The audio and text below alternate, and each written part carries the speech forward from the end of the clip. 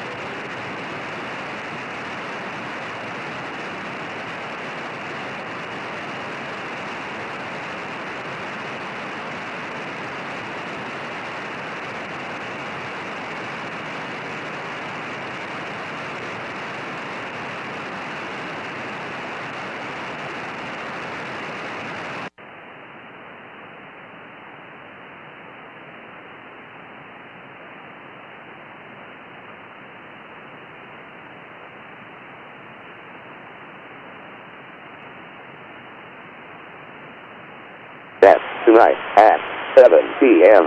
This is the WSSON repeater TL8C8.5.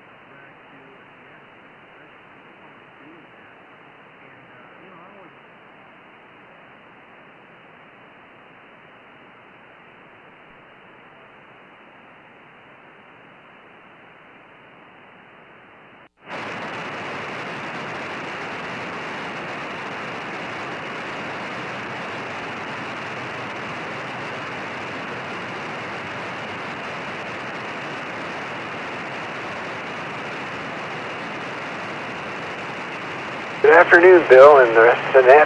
We're going to have a little bit of traffic for the second part today, so we'll see you then.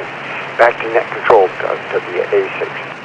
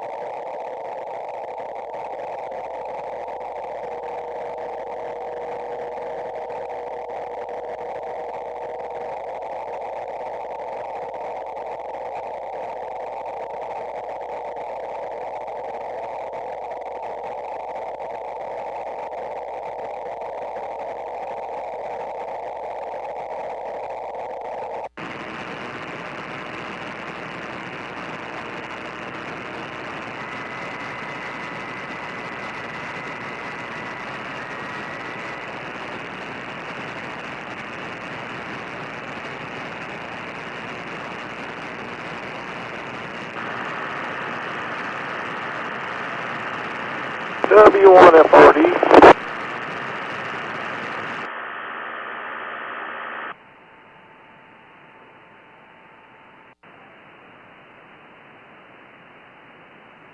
Where you been hiding?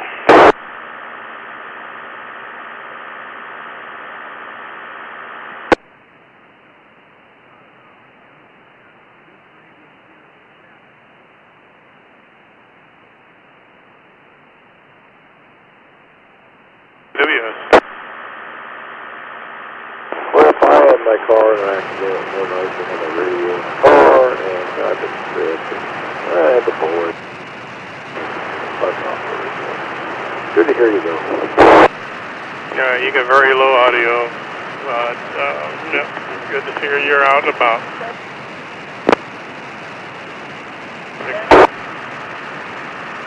Yeah, this is the FT470 I'm just playing with it. Okay, yeah, I'm here at the moment, 242.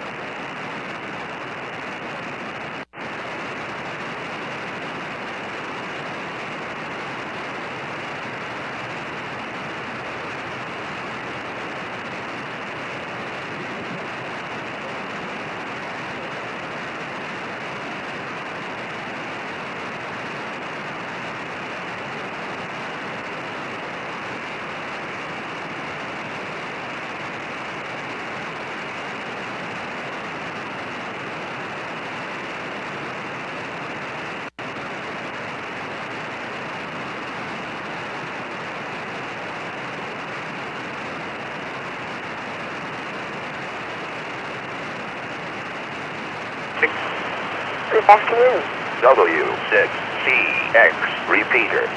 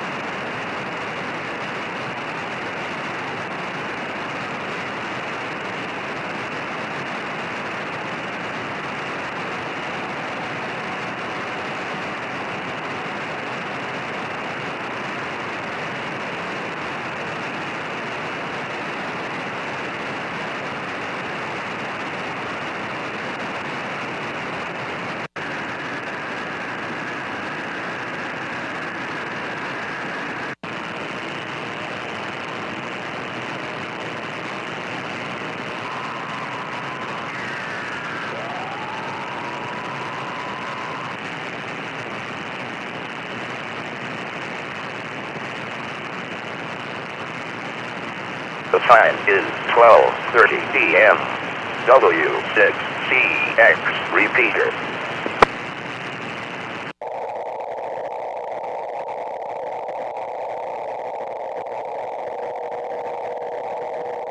W6VVR repeater.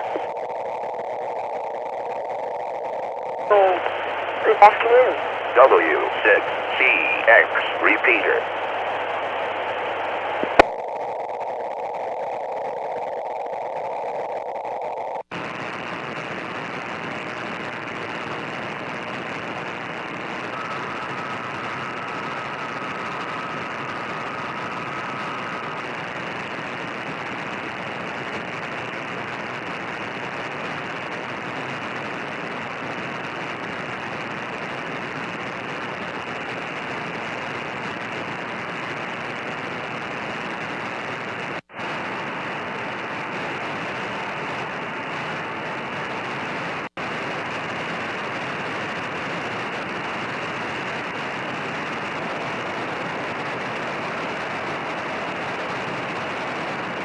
Guitar, a Fender, and a lot of news.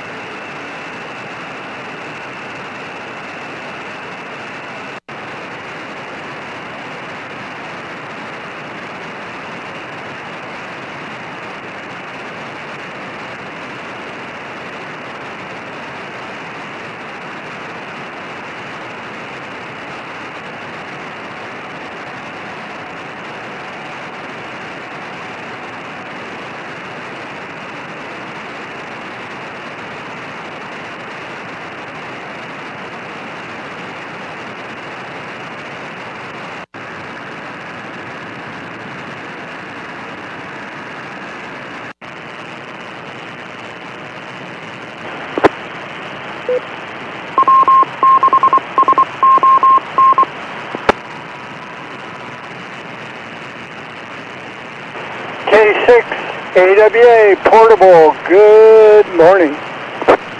Good afternoon.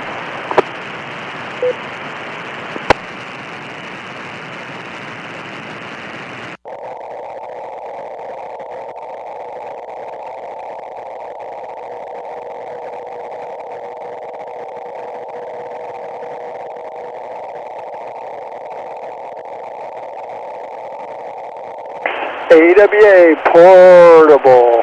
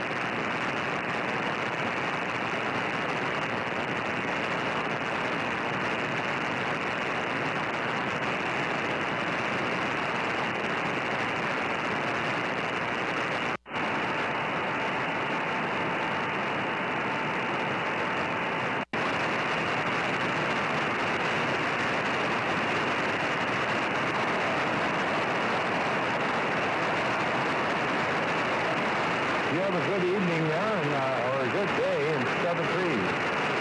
N6.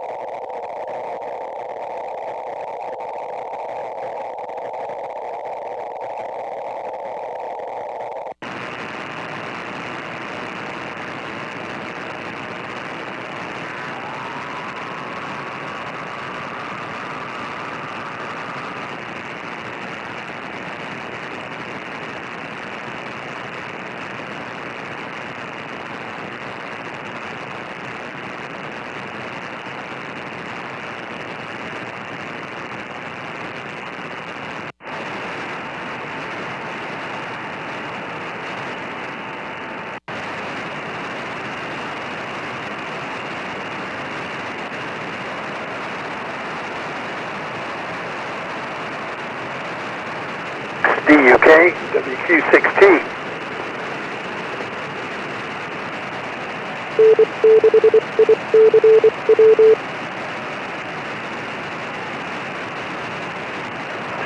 Good morning, good afternoon, whatever the case may be.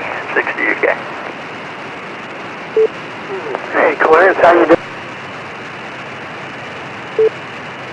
Oh, pretty good. Had a little lunch here and getting ready to go in town a little bit. Got a grub, so if I have enough grub steak left, I'll try to get some more vittles for my vitals. How about you? Not much, just hanging in there and making some equipment for my bird. So, yeah, that's what I was doing this morning. Now I'm babysitting or just taking care of my grandson. He's off schedule for school, so track. So he's off there track for a while. He's over here. And other than that, not too much.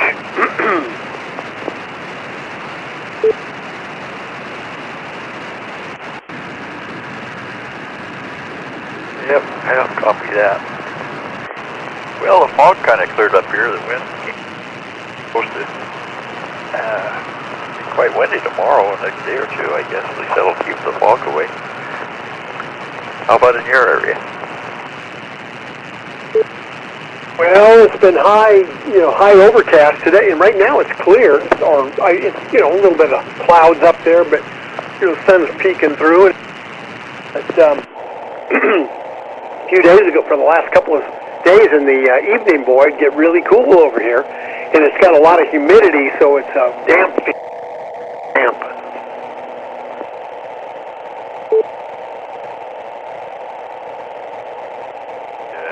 Ditto, same here. Yeah, my nose is all plugged up. Sorry about that. Anyway, yeah, it's been, I guess, a lot of depth. I know in the morning everything's all wet. It's still heavy dew or whatever, I don't know. So anyway, but it's a clear day today, and not that much far. It's supposed to pick up tonight or tomorrow. So anyway. Well, I haven't heard you for a while. Hope you had a good day. I made a little venture down to Orland and met a friend of mine that used to be in the local area here. He's living in Oregon now. I met up with him and spent a couple hours with him. It's been a few years since I seen him, and he's doing okay. And I guess that's a good thing. Go ahead. Whereabouts in Oregon does he live?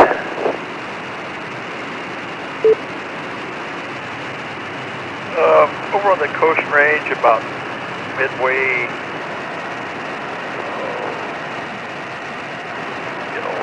anyway, about midway over on the coast, about a mile from the ocean. A place called Florence, like the girl's name, I guess, Florence. I don't know if you know where that is. I've never been there that I recall, but Florence, Oregon, yes.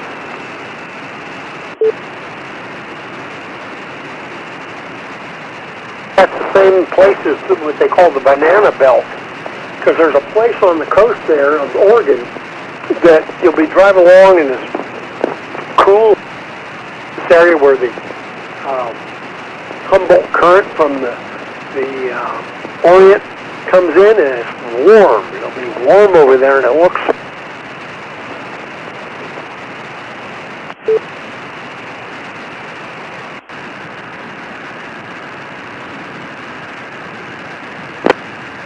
I don't know much about that, but I can't get much fog because I guess they have wind over there, a lot of wind.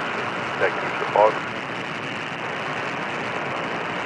Anyway, yeah, I don't guess we're going to get any fog in this area for a while.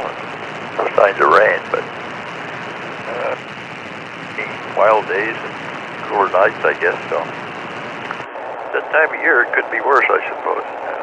Still got, January can be a cold month.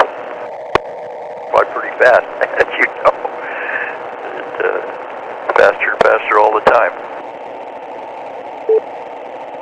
Amazing, isn't it? I mean, 2025 has gone by so quick, it just blows my mind.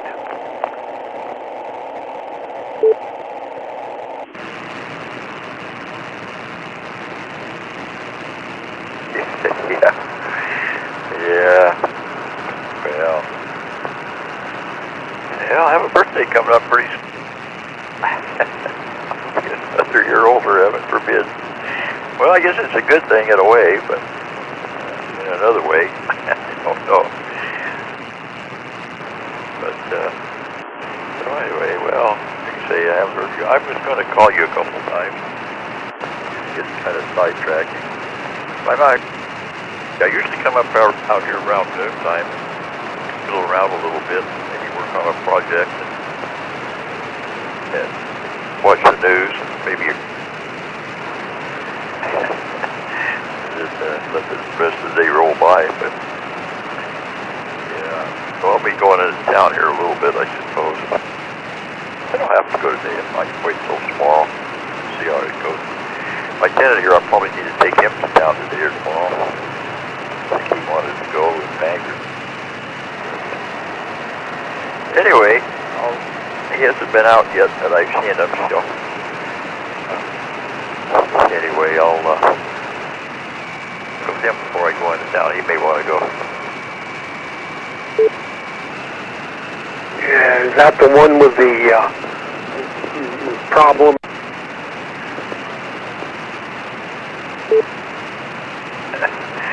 Well, yeah, yes.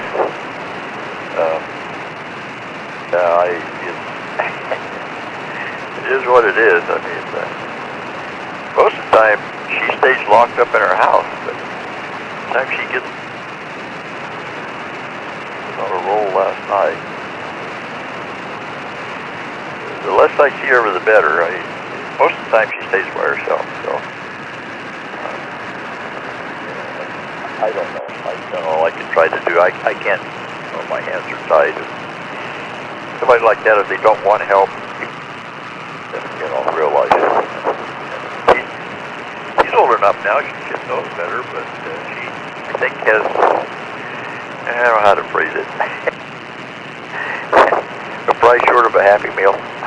That wasn't very nice.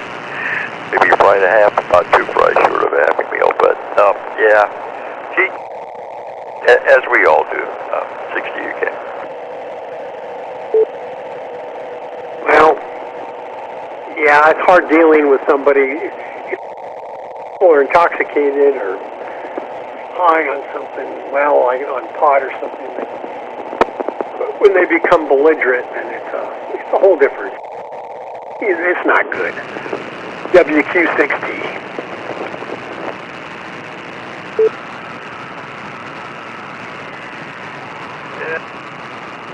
Yeah, she gets that way. Her dad gets that way too. They both keep their nose wet most of the time. Kind of reminds me of a little duck I used to have when I was a kid. A little duck, he just rock back and forth and put a little water in there, and he'd go down and put his beak in the water, and he'd come back up. Kind of reminded of those two. They keep their beak wet or their nose wet most of the time. So. Anyway, but that's their business. They're both 21, and so they can do what they want to do.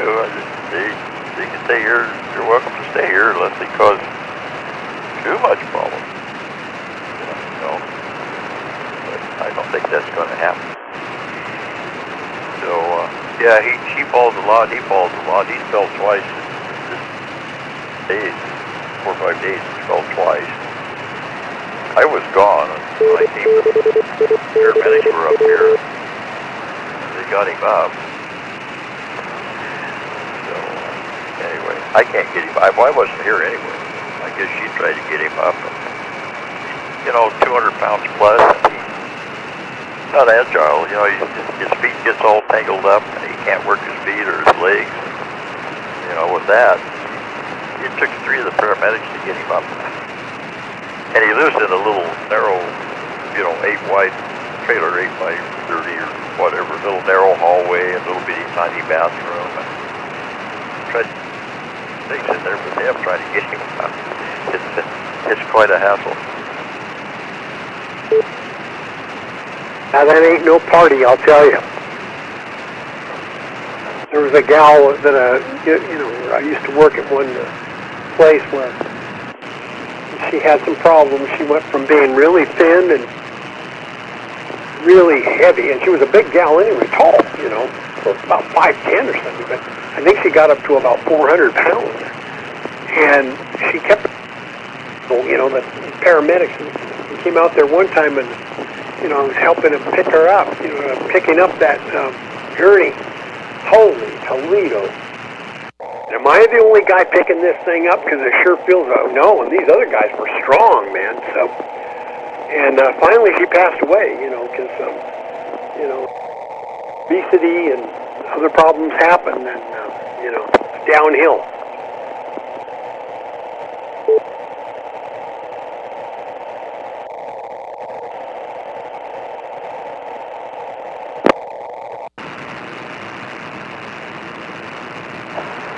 Yeah, that's too bad. Well, I was just checking out my Facebook thing here. I got a note. I don't know if it's a scam thing or I don't know what. Want me to update it?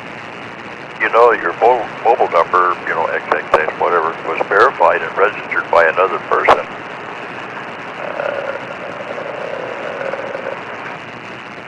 This mobile number is still associated with your account. I don't know how that could have happened. Number, update number, I can take. It says we want to let you know that my mobile number, I think you have it. You have a couple of my numbers, but it was verified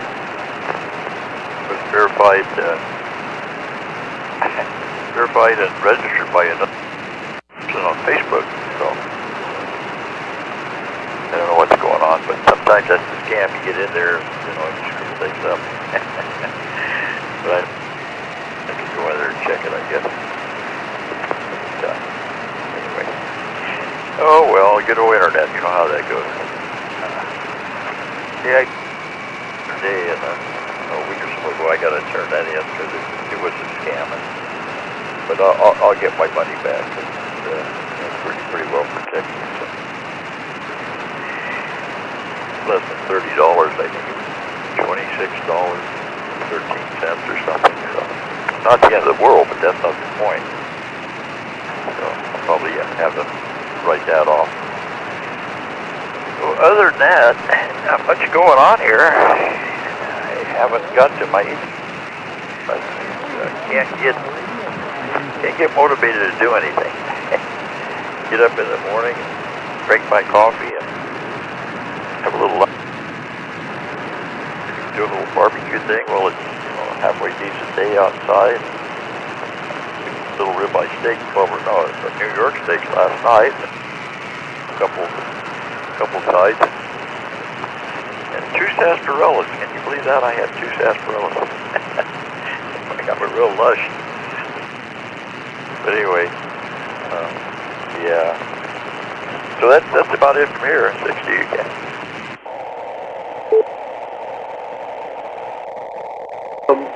Yeah, you never want to respond to those things online because that is a scam. But if you find credit card charges or ATM charges that you get a hold of your bank right away, and what they do is you keep the same account number, but they change there's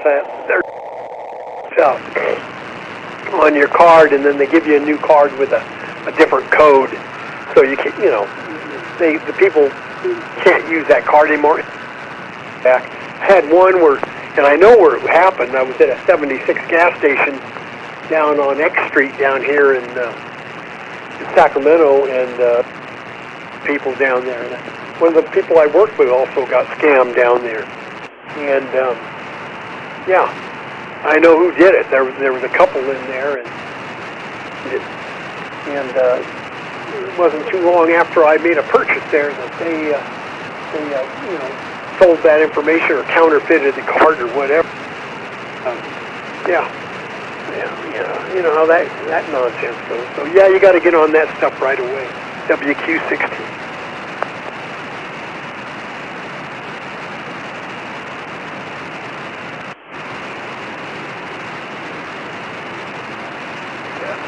Pause there in case somebody wants in.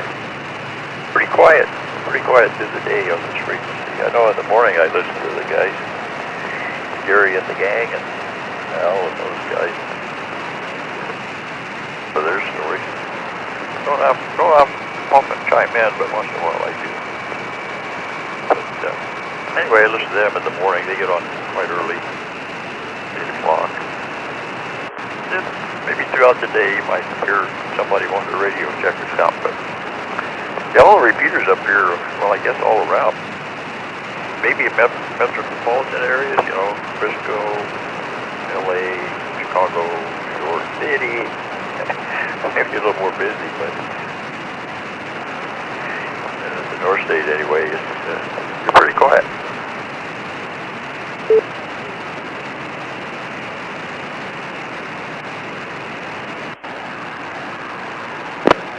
You know, it's happening all over, Clarence. You know, you can't. I heard a couple of guys on, I think it was Mount Vaca 2, the other Mount Vaca one I listened to.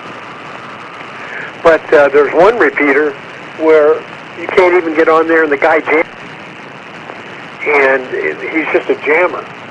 And it's like, you know, he must live on that repeater just to do that. So it's, you know, it's like W6CX repeater.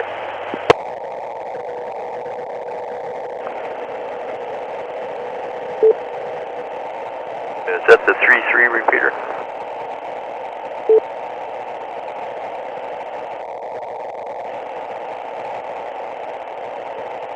it's the Diablo repeater. There's several of them. The 3-3, 5-3-3, sometimes they have some problems. Go into the frequency on that. I'm just off the top. I can't think of it, but it's one of the Mount Diablo repeaters, and there's some, you know, guy on there that, you know, loves to get in there and Bogart the whole thing with nothing. What he does is he just sends some kind of sub-audible and knocks out the whole thing.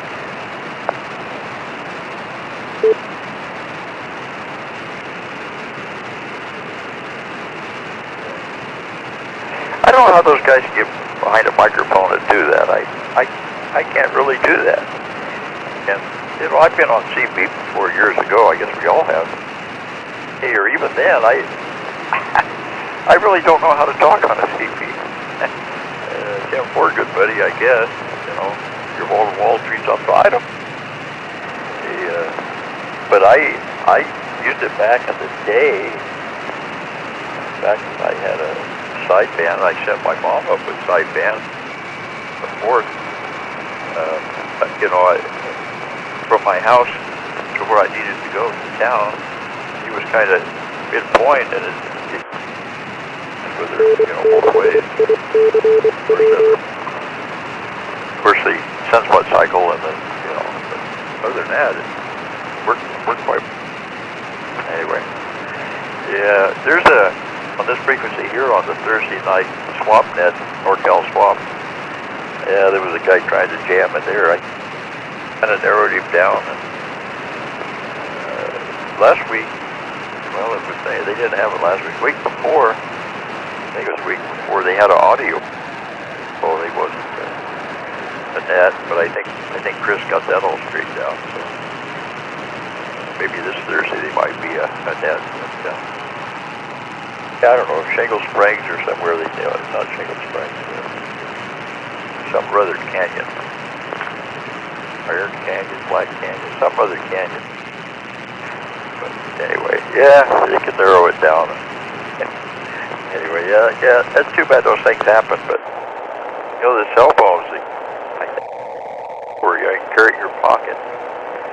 I know years ago, before the cell phones were really too active, the repeaters weren't just, you know, the guy would get his assistant, you know, he'd go to the store and Yeah, what was that you wanted now? You know, it's to do that, but you don't hear that anymore. Well, you know, that's okay, as long as they're, you know, not jamming anybody.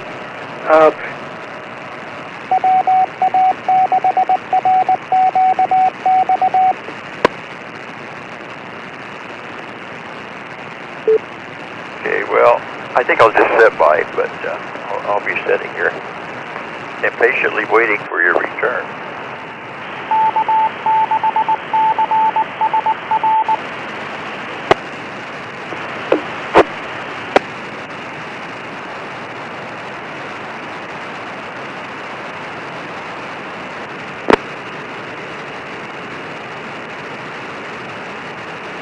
This is the WA6YGD repeater.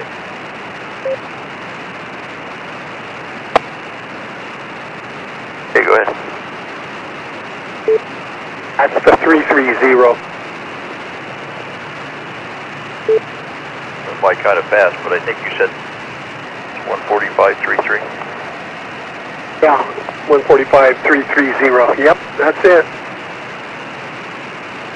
You know, I can hear it here. Sometimes it's, of course, I'm just mobile in the driveway in the RV. I just got a mobile antenna on the RV. Right, and I have heard it. I have listened to it, but I can't dial it way fast enough. So I don't even try to see if I can pick it up anymore. It's not heard. Well, it's a real shame because there's some really good people that get on that repeater, and I just jam like crazy. You know, you have a good conversation with somebody, and here he comes, you know.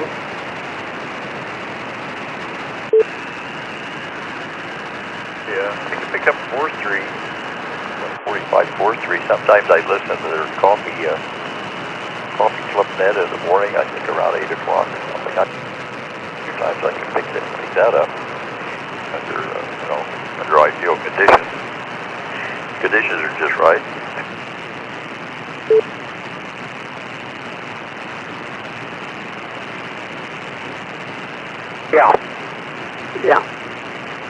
Yeah, probably if you had a directional beam, you could probably pick it up really well.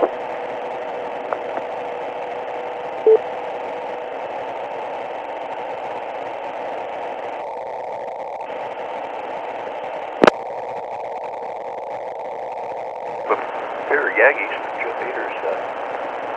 They're over at my friend's house. Silent Key. I need to go pick those up. I have my tower up. We had a 72-foot tower, and I had those stacked Yagis up probably about 80 feet. Full College Avenue. UA6CRB.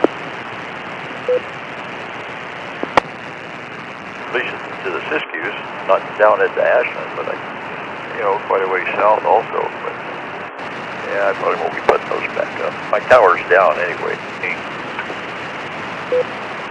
I'm just catching up on some correspondence and looking out the window at what looks like a cool but beautiful day.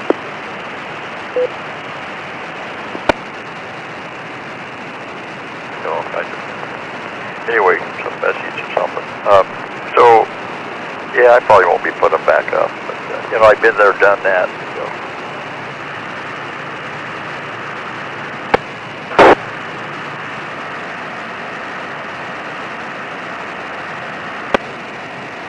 Montara Ridge Communication Site tomorrow. That should be a fun one. Oh, I was going to ask you something. Do you recall in your days of the FM broadcast business what installation of a translator at a comp site goes for?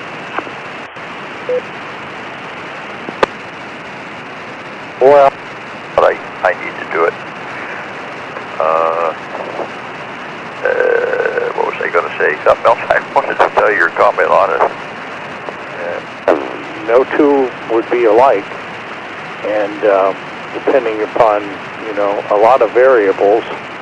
I don't know if and where you are in the country, because I manage projects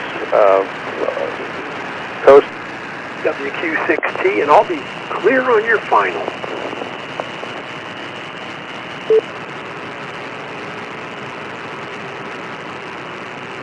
Much more to say other than 7-3, and where again, to reiterate, normally as a rule, yard, and then they sailed it through the Panama Canal to get to the Pacific Ocean. Not a single aircraft carrier was ever built on the West Coast. Do you know why?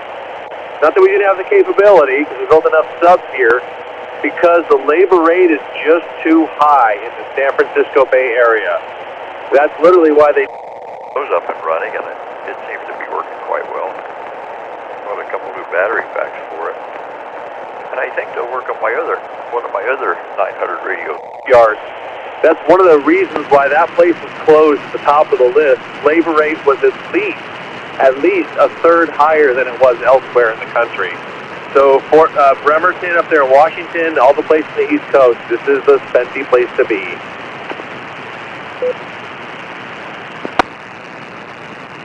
Life. That's a heck of a note. I got an infiltration of ice out here in Studio B, and I never had them out here before. China Basin that built ships for World War II. Interesting that they were doing it there in the Bay Area at that time, and of course Mare Island, had roadside. Anyway, they could really make a mess, as you know, probably. I think we all know that. Just a little.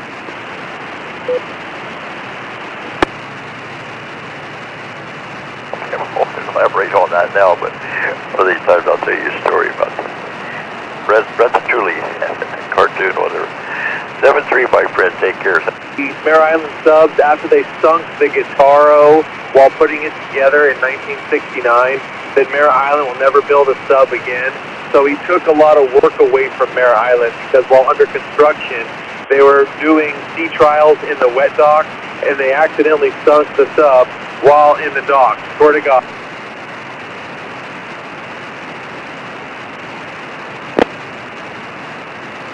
Depot. But prior to that, I mean, they just would crank them out left and right. That was a really big deal for those people. They have a very nice presentation on between Hunters Point, Mare Island, and Alameda, how it was a very large shipbuilding complex in the Cold War.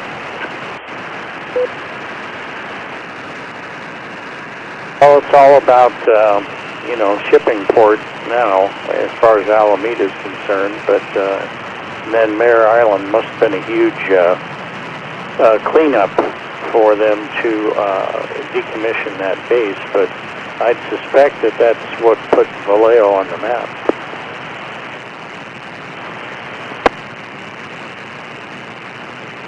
And within 18 months of that place closing, Vallejo went bankrupt. Just because that was the economic engine. I'm sure Sonoma County felt something pretty good when Hewlett-Packard / Agilent was laying folks off. At one time, that they had 6,000 people working for HP. Well, good afternoon. This is Bruce, N6THN. Who we got out there? This is KO6BUE, Bob in Fairfield. How you doing? In high school, that my future was written in stone, and I'd be an HP engineer. Yeah, it didn't quite work out that way, but that was tremendously driving force.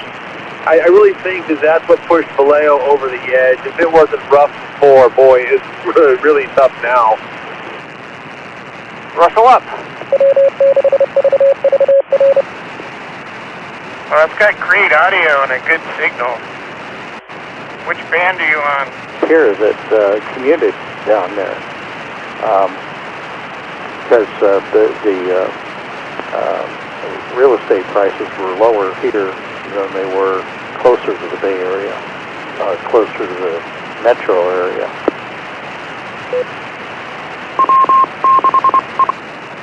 I just got home from exercising. I'm tuckered out. Just heard the radio on it before I turned off the knob and go in the house. Thought I'd say hello. He came to us from Peterson Cat, and he told me he grew up on Jennings Avenue. I said, Jennings Avenue? When I was in high school, I had a high school teacher who lived on Jennings Avenue. He gave me a job. I was over there 4 days a week at least if I wasn't crashing at his place, learning construction, doing work with him. And he goes, yeah, I grew up on Jennings Ave, and he says, our parents' next door neighbor was a welder who worked the swing shift at Mare Island. And he'd commute down there for those jobs. I think actually we have a ham. Greg, I think, was a welder at Mare Island. 186 BJ. I haven't talked to him in years around. You know what? It was a tremendously active driving force. In fact, a lot of the larger homes in Petaluma, like Grandma's Queen Anne Victorian, was broken into apartments in the 40s, and they never converted them back because of the housing shortage of all the labor from everywhere. There was actually a bus route that would pick people up in Petaluma and bring them down to Mare Island every day to build those ships. 50,000 people working on that one spot. Can you imagine that?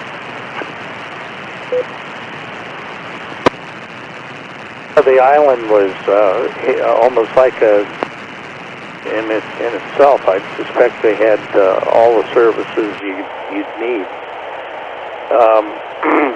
to support that migratory workforce.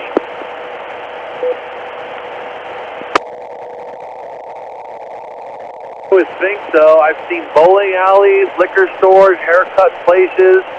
Imagine the traffic getting on and off 37. Oh my God, it's probably the biggest drag. I know they got the causeway that takes you over to Napa, or Vallejo, I should say. A lot of folks lived in Napa and then commuted down to Mare Island. I think even then, a lot of living in Vallejo. I don't really think it's ever been a superbly fine house. I still follow Mare Island Museum happening. That was one of the most fun museum tours I've been in. It's really a shame, though, that the city of Vallejo has decided that a building built in 1848 is now people. Even though it's been through every earthquake and event you can think of, they decided, nope, can't do it. So museum is no longer open. That really sucks. They had a fundraiser at one time where you could buy a tile in the floor in memory of some serviceman, and I bought one for my dad. It's about $300, but I've actually in the floor, because by the time that I paid for it and the time they installed it, I didn't go down there before they closed the museum. That sucks.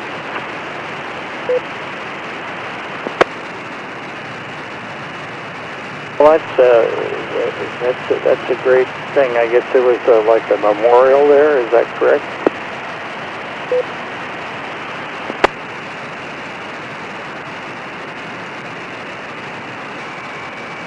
Has to do with, there was a memorial for service members who were killed in action overseas or on eternal patrol, and so that's how I got him in there. There should be a tile in the floor engraved with his name, so that should be kind of cool. Everybody walking right over it. Original question. I'm trying to figure out, what's the going rate for a translator at a comp site.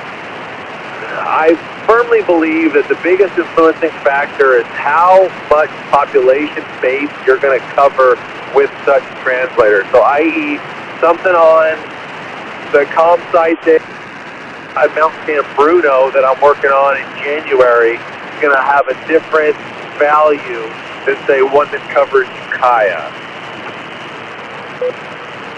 Well, no doubt about it. I mean, you're probably on San Bruno. You're working with one of the major leasing tower management, like Crown Castle, American Tower, Vertical Bridge, SBA, and others.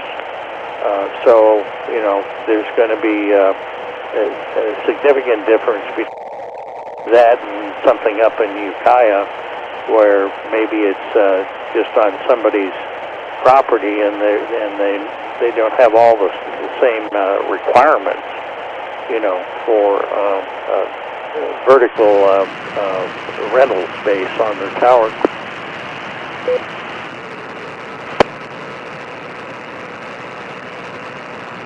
See this one. I have a job with San Bruno. I'll be there putting it together for the county of San Mateo, and I'm everything for them. They wanted a turnkey solution. Let me tell you something else on this one, Dan. If you go down to San Mateo, there you get like 3 people walking a job. You go, I'm telling you about at Cloverdale Vets Hall, 17 people showed up. I could make my full-time job just writing proposals for people. But San Mateo is actually pretty tight on this because it's an ATC site. Not only is it the big insurance and the big insurance, big policy, training reminders, etc., you are also the engineer of record. They don't want you to shop that out because you need to own the whole project, including permits and inspections. So you're going to be the one-stop shop. I'm going down to Montara Ridge tomorrow. I don't think I have a single competitor on either of these jobs. I don't even know why I go to PG&E anymore. It's just not worth my time.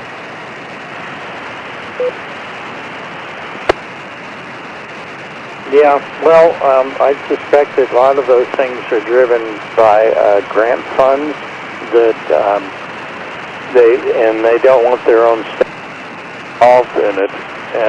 They want more of a outside one-stop shop for everything, which is, I guess, what you're running into there.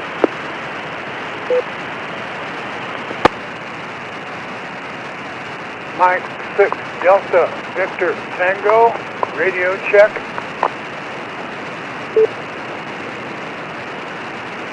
It's working. There, or hey, I love what you got, like we did at Samalas. They said, perfect, put a bow on it. And then you ship it, and then guess what? You give them the plans, and it's done. It's done the first time, and the customer, all they have to do is just fill out, finish. Listen, I don't know if you ever met the guy in Geyserville. He has started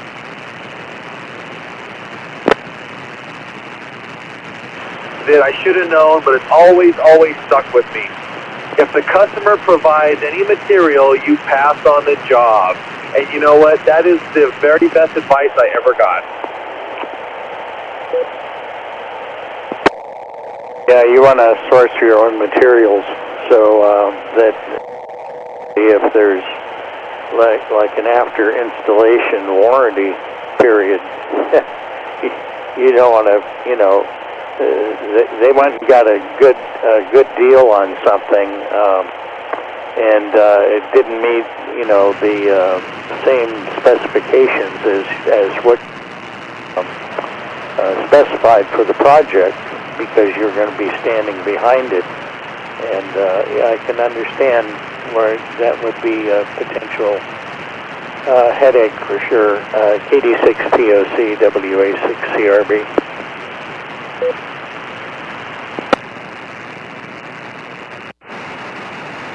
That's KD6 POC on the Katati Slide. A lot of these jobs, you have to give them a 3-year warranty on this thing, and that includes PMs for those 3 years. So you just add that to the price of the job. It's actually pretty, I won't say competitive in that regard, but I prefer that. I can tell them what's going on. I can maintain all these things. In my experience, while government jobs require you to float the agency a lot of money up front, you're buying the everything that you get paid, and they typically ask for the most insurance, unless you're doing American Tower. Those guys ask for everything, but you got to get used to that price. It's so much. It really is a very nice breath of fresh air compared to what most people that you do business with are asking for. It's really a choice deal. I'm surprised that more people don't come out for those things.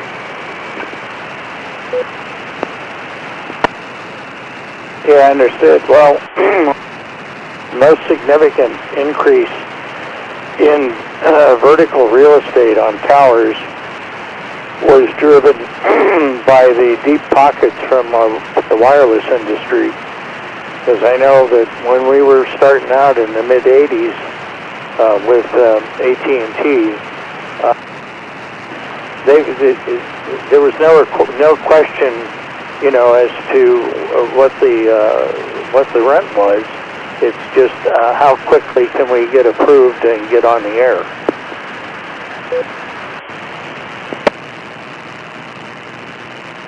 So what I believe that's why paging got its start, and paging didn't get its start in the 90s, but I believe in the 90s it was a fantastic business to be in.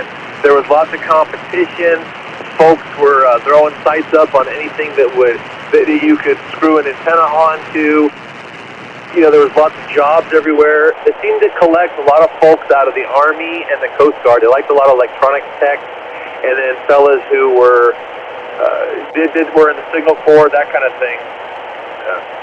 That's how a lot of paging stuff was, and I think the cellular business had to be very similar, if not exactly the same. Send us letters. I don't know how it is with your comm sites that you have today, but with us, they're always trying to renegotiate their lease rent back down, and we're like, no. I remember the one on the west side of the Caldecott Tunnel. To buy the dirt, they had to buy the site to be able to put the RF footprint into the tunnel bores that went, east from there, and that was a couple of $1 million project.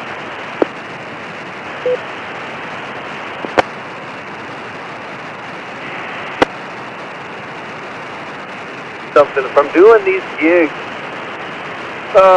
For example, I gotta buy a generator from Peterson Cat that's $77,000, and I won't get my check till July of 26. Something like this, you gotta float a lot of these people a lot of money. I'd be surprised if it's not more than that. Just a couple $1 million. I mean, heck, I bet you the land underneath Wolfback Ridge up there is probably worth, 14-16 million bucks. I mean, look at where it's continued. Look at it as a 360-degree view of San Francisco Bay, and it's all surrounded by homes in a gated community that has at the gate. Well, when that site went in originally, it was probably on, I don't know if it's on private, whether it was on private land, was probably part of a ranch, and they were, happy to get anything, but the cost of, what that dirt would be nowadays, and then, how long a lease, what were people getting at that time.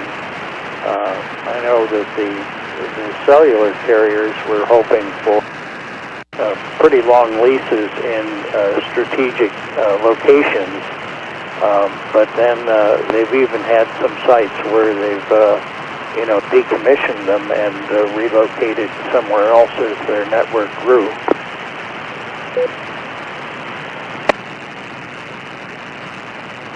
I've seen people get greedy and then decide,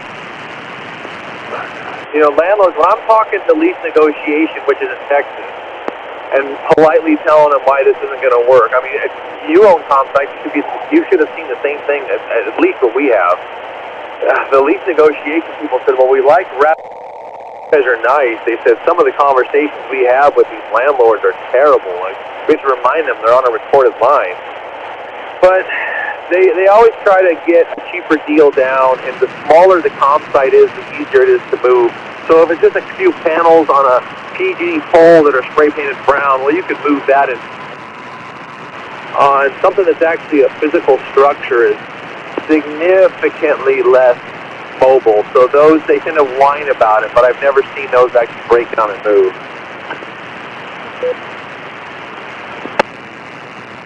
Yeah, I don't know if you ever ran into any of the that were earmarked for cellular installations on PG&E towers, but I know when that program kicked off in the late 1990s going into the early 2000s, the first issue was and how do we turn the RF off? And so we had to go through a whole deal with that. And the first one that I dealt with was a substation that was down near Novato on the east side of the freeway. I can't remember what the exit. But anyway, that was an interesting project.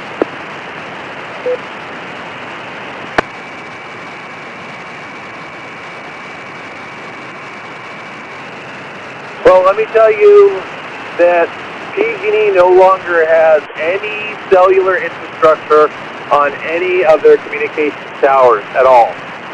Before someone says, but I see this, but I see that. Well, listen to how I worded it. PG&E doesn't own any of that. They sold every single lease as one bundled package to SBA in early 2018 to help offset the bankruptcy of 2017 after the Paradise Fire. That one was awful. So they sold every single one. I think they got to like $964 million.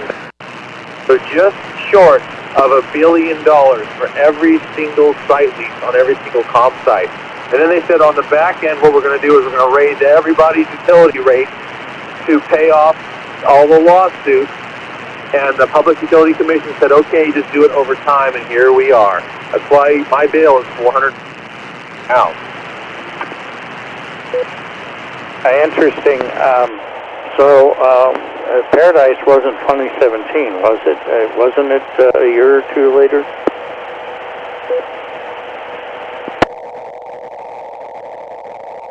Santa Rosa Fire was October 9th of 17. Paradise Fire was in late fall of 2018. Because I remember being up there either November or December. I remember waking up and it being 26 degrees out. So I'm firing up the truck and having to go do something. I actually had night work, which was even the worst one. So I started at 8 p.m. and I got off at 8 a.m. or I got off at 6 a.m., one of the two. But I was up there for 6 or 7 weeks. It was a tremendous amount of time. The cool thing is, though, we had power restored to almost every single person within 5 or 6. So all the power was back up. The rest of it was just cleanup. Because, not every house was burned down. But if the infrastructure between the grid and your house was burned up, you had no power. You couldn't run a well pump or a furnace or something. That was taken care of. Then we sent up the gas crews to go up there with all the dump trucks and then use all the dump trucks to come clean up the site. We built their houses with whatever insurance money they had. So where did you stay when you were up there? Did you have to camp out, or were there facilities? Did they put up a tent city or something?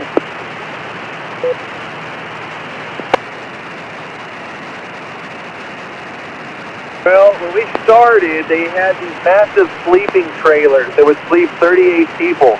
But let me tell you the problem with that is I'm the only night shift guy, the only one, and everybody's coming through, stomping their boots on the ground, making really loud noise on cell phones, complaining, folks are snoring. It's very, very difficult. I tried that for 1 or 2 nights and said, this ain't happening.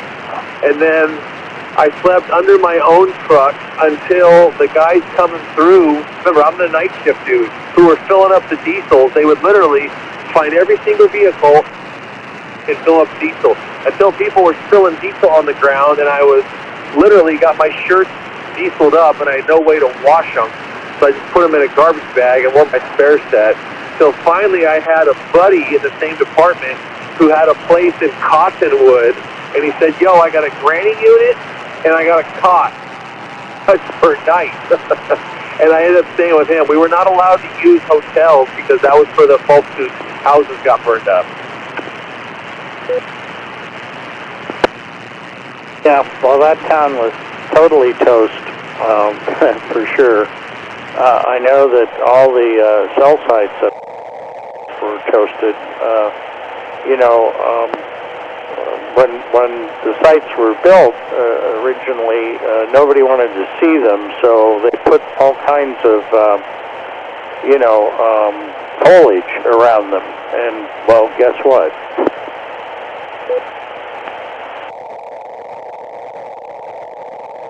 Yeah, no kidding. I understand that completely. Oh, gosh. Yeah, people burn, I mean, like I'm driving down Adobe Road right now, almost the intersection of Washington and Adobe. And if I look to the east, okay, on the east side of Adobe Road, there's a house way up on a hill, and on the back side of that two houses are two very obvious monopoles, okay? Correction, three monopoles on the east side of Adobe Road, intersection of Washington and Adobe, right behind the big chocolate bunny rabbit. And that guy probably gets $1,200 a month for each one of those. And they're visible plain as day. There's nothing around those. Yep. Well, things change. You see a lot of the antenna structures now at lower elevations on towers and on monopoles, some monopoles, because as the network evolved and became more loaded, they do cell splits and drop in more points of RF points of presence, and so they could better control the RF footprint of each site.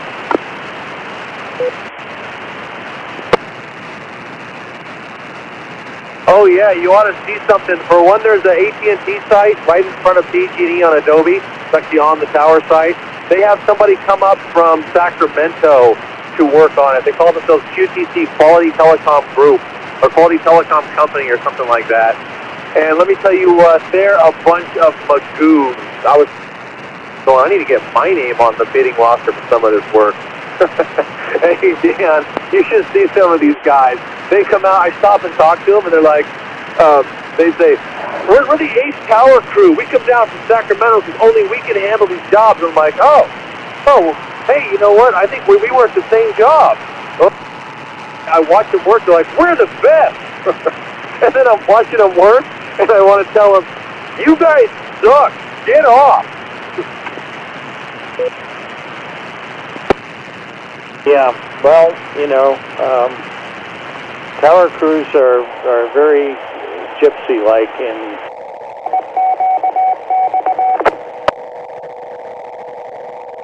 when there was a big cellular push, not that ever, you know, subsided, but even before T-Mobile came along, they were getting guys out of Oklahoma and Louisiana and wherever, you know, they could get them to get all sites up and continually support the ever expanding network.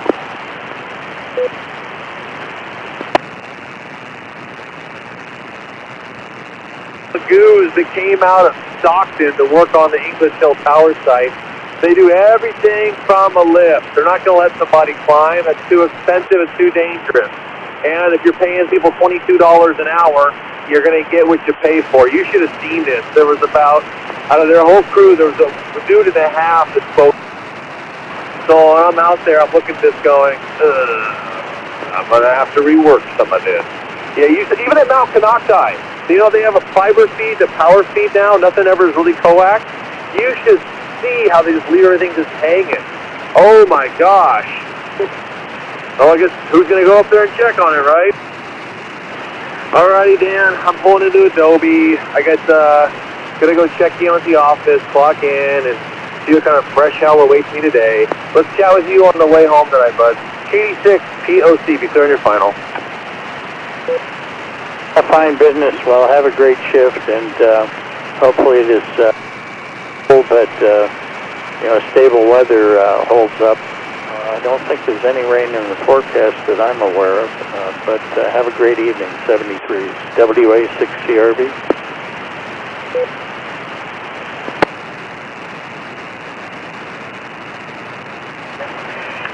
Good afternoon. W6CX repeater.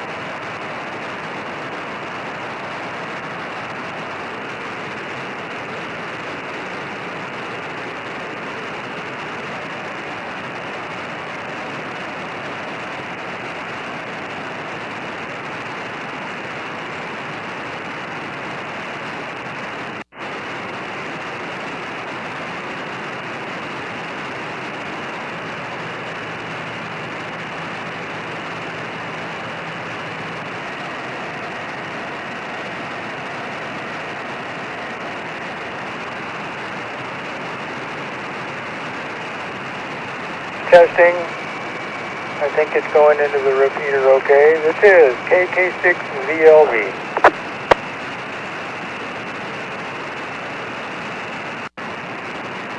Kilo Mike 6, Zulu Romeo Victor on Countywide. I hear you, Solon. You are coming into the repeater okay.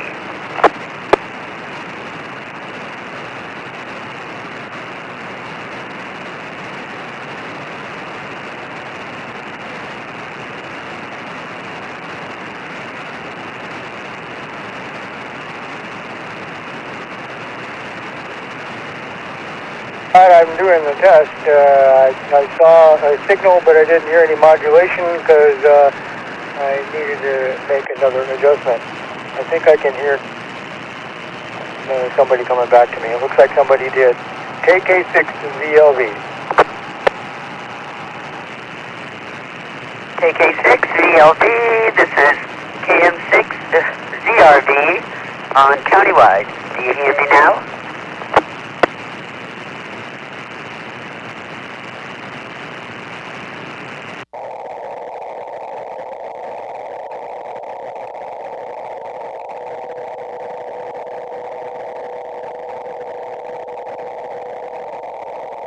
VLD, this is KM6ZRV on Countywide.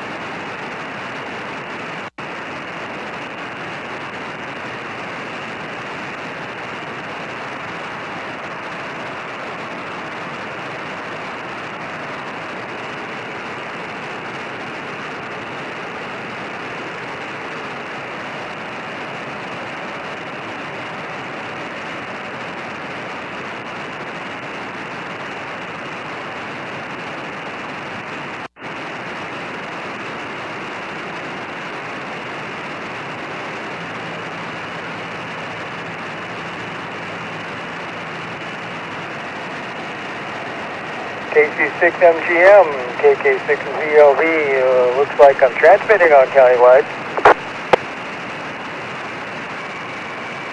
I'm hearing you loud and clear here, Solon. I only got the crossbander going out one way, so I've got to have the HT on receive for the repeater to come back to me. And well, it's nothing sticking, and unfortunately, part of my memory wasn't either. But we got it straightened out. Thanks a lot.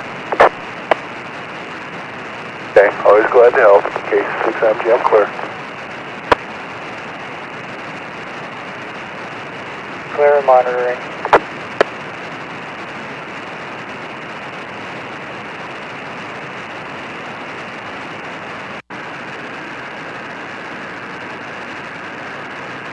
On Countywide, did he say Monterey?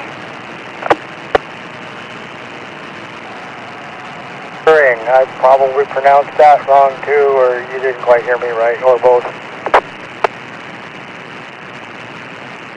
Hey, Olin. Hear you. I'm transmitting on DHT into the crossbander on 70 centimeters, and crossbander's one direction into Countywide that you're hearing me on. But it's not transmitting back to me on 70 centimeters. I'm receiving off of the HT I'm using, and I had one of the VFOs in the HT on the 513 instead of Countywide. It was a mistake on my part. Hearing anybody for 2 or 3 or 4 keys.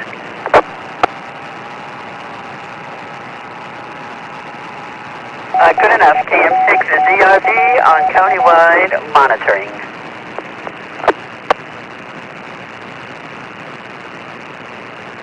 I'm monitoring also, and I'm at home. KK6VLV, Redwood Valley.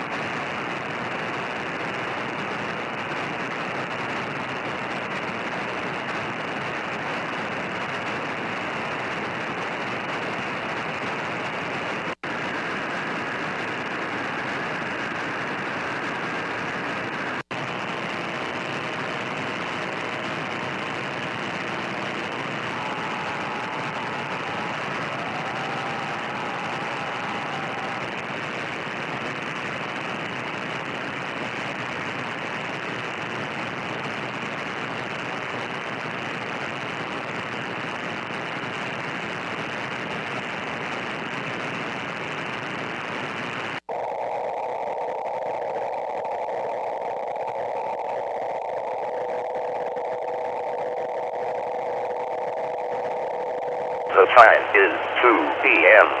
W6CX repeater.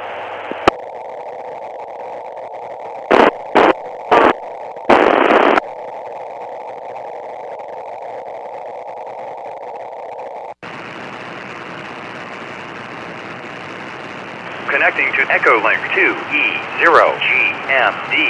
Connected. Good afternoon. 3, this is 2 Echo 0, Golf Mike Delta London calling over.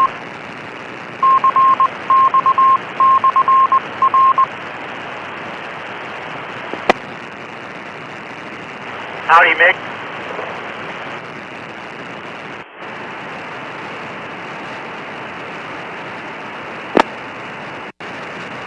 On digital. Still like DMR, you've got some latency. I knew who you were calling, but all I heard was you put out your call sign. Just saying.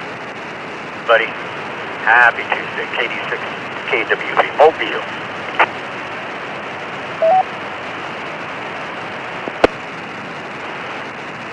Hey, Bobby. I should have, yeah, it's okay. I'll get used to it. It's like the repeaters over here. You wait for the repeater to talk to you, then you go back and start off, yeah. Because the repeaters over here, when you key up, they automatically talk to you. I'll give you an example. This is GB3 Bravo Victor. Beep! Then you can talk. If you always don't seem to do, that's why I don't hear it. I don't know what it is. I don't hear it because you always don't talk to you. I don't know. I'm sure your repeater does talk to you. I'm sure I've already talked before now. I don't really know. But apart from that, yes, well, it's been a reasonable sunny day today, but they'll still be on the nippy side. Shopping tomorrow, we've got to go and do our food shopping. And then, whatever happens after that, now, I'm supposed to go and see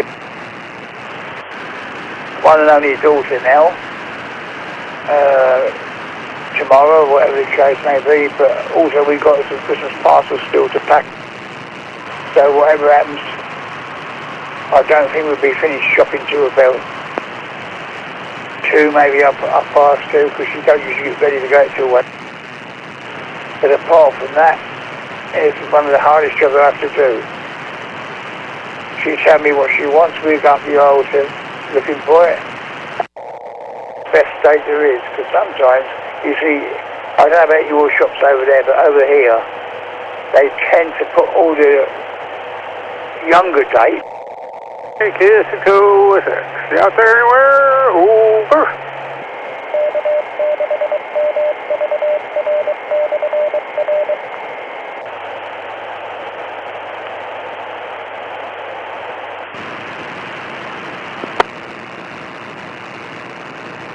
Yeah, copy that, Mick. Now what happens if you go to a store that you're not familiar with?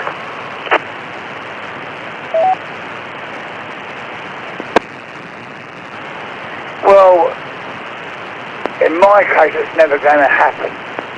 It used to years ago, especially if I went to the West Country like Cornwall. Down in Falmouth, down there, which is where all the Royal Navy ships go to reload with supplies, what they call it, and then they go and meet people in the Mediterranean and stuff like that. Now, the nearest place to us was a Tesco store, the start of what they call RAF, anyway, it's a big RAF, I can't remember the name of it now, but I used to go down specially to watch the air displays before this thing broke out in. I've been in there for years now because of the wars that keep going on over.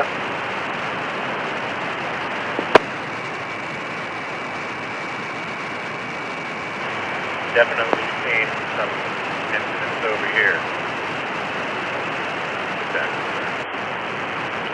Yeah, I get it. Not a lot to report today, Mick. Seems like the sun is finally breaking through some of the clouds. It's cloudy.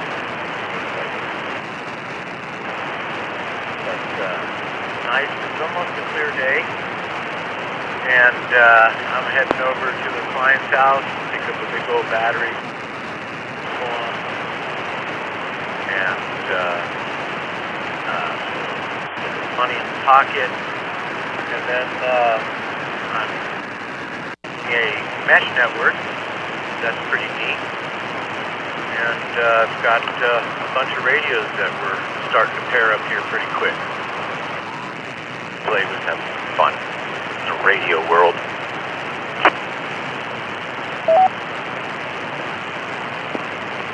Well, yes, Bob. I only wish now that I got interested in electronics when I was a youngster. But then I didn't know I was going to... Because when I was 25, one of my old school, there was an A form at school, he always used to walk past me with a bag of shopping in his hand, because he'd always do his shopping, and he used to live with his grand because his parents died when he was a youngster in a bad road crash. Anyway, so they looked after him, his grandparents. And on his way, go to the supermarket, buy the stuff she wanted, and then he walked back past us to where he was living, and he used to do a paper round with me too. And the money he got from that, he did his electronic components with. He failed but passed the second one. He became known as the G8SUY then. It's got to be about 20 years ago now. He used to work for the gas board, so a lot of time he was inhaling gas. Eventually it took him. But that's a sad story over.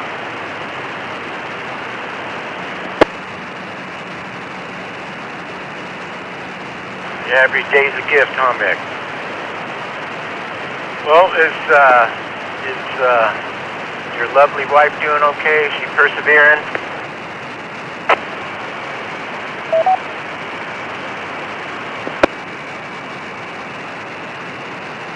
Well, she's persevering, Bobby, because there's nothing else she can do. Had I known what I would have consented to the operation she had, because she had to sign the form, and I had to sign the form. But she had and she also had one eye was what they call a toric lens, and one eye was a normal lens. The toric... This is the W6SOM repeater PL8D8.5.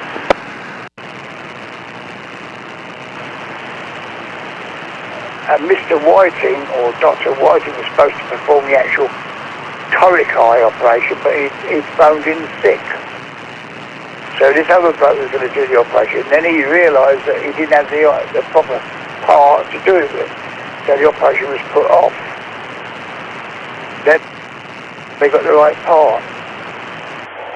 And of course, the only problem is with a toric and a normal eye is, it's like a pair of binoculars. It's had a up.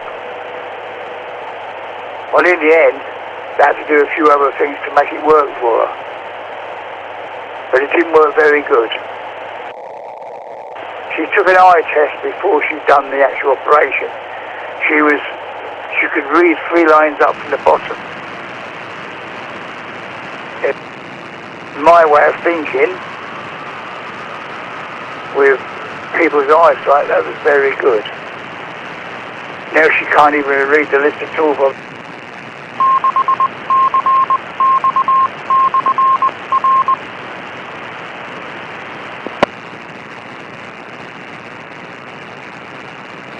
right, Mick. Well, for today, my friend, I hate to do it, but I have to cut you a little bit short. I'm just pulling up to the JOB, and I'm going to have to figure out how to get a 127-pound battery in the back of this truck. I hate those AGM. But, Mick, I'll have to say a 7-3 for now. But let's do it again tomorrow. And best of it until the rest of it. Again, I'm sorry, Mick. But key calls. 2E0 GMD, Kilo Delta 6, Kilo Whiskey Victor. Cheerio.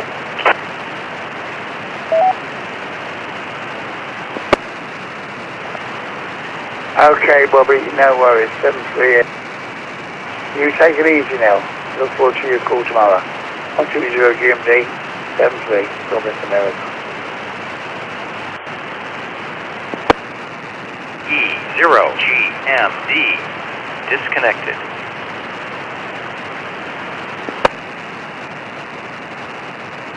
KWB clear.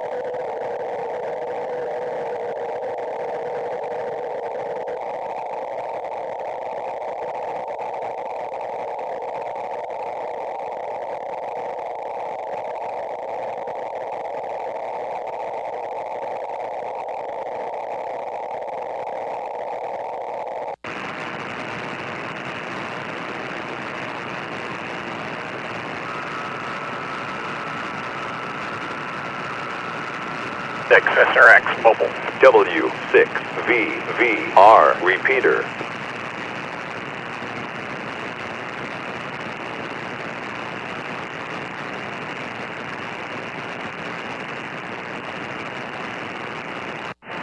BUE. BUE from W6SRX. How you doing this afternoon? I'm doing pretty good. The weather's great. Just got through a nice little walk. Things are going good. Outstanding. Yeah, I'm on my way home from Dixon, and when I get home, then me and the wife are going to go for a walk with the dogs. The weather the last week and a half or so with that fog, it just kept me in the house. It wasn't worth going out, but today was a great day. Yeah, a beautiful day. I had some stuff to do midday, otherwise I would have used the daylight a little bit better. So, and the sun was shining, sat for, I don't know, 10-15 minutes at the park, had my Baofeng with me, and then continued on for a mile or so, and yeah, things are good.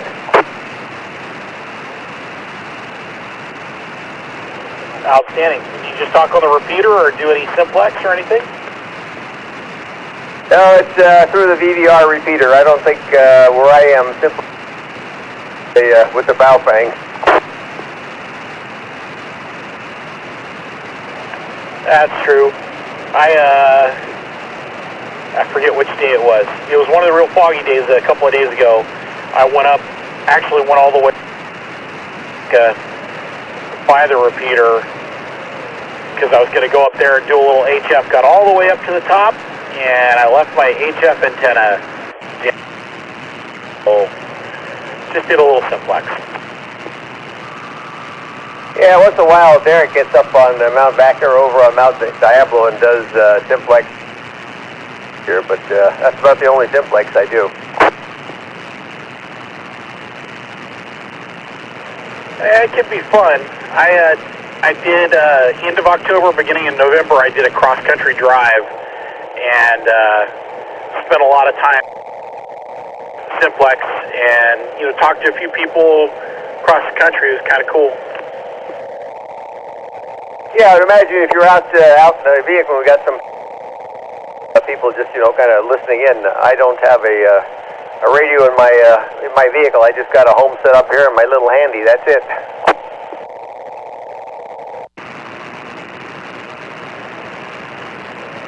Well, having a home set up in your HT is more than some people got, so that still works. It's a nice, comfortable setup here. I go upstairs and got the whole upstairs to myself and the radio, and once in a while I get on there and see what I can find. I was doing HT when you popped up on my car.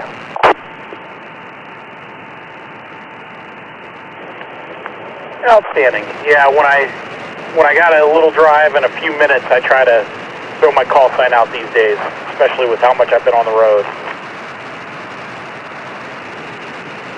Scanner running every once in a while. I get somebody who's just mobile. I think in the morning there's a couple guys that are on a couple different relays, but during the day, every once in a while somebody will pop up on the scanner.